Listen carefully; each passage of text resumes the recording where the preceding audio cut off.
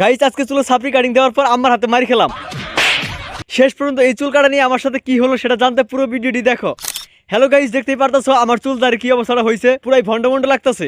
আর এদের চুলের অবস্থা দেখতে পাচ্ছ পুরো আমার মতোই ভয়াবহ। অনেকদিন ধরে চুল কাটাবো করে আর কাটানো হয়ে ওঠে না। তাই আজকে আর বেশি দেরি না করে ভাই ব্রাদারদের নিয়ে বের হয়ে পড়লাম চুল কাটানোর জন্য। তো রাস্তা দিয়ে আসার সময় আমাদের পায়ে কাদা লেগে যায়, যার কারণে আমরা মসজিদের ট্যাপ থেকে পাটা ধুয়ে নিলাম। কিন্তু রনি ট্যাপের সাথে কাজটা ঠিক করলো না।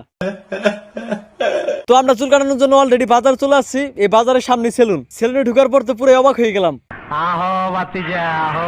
আজকে সেলুনে কোনো ভিড় নাই, আমরাই সবার আগে আসছি। আর এদিকে জিয়াদের অবস্থাটা দেখেন, সে ভিআইপি নাপিত নিয়ে স্পেশাল সার্ভিস নিতেছে।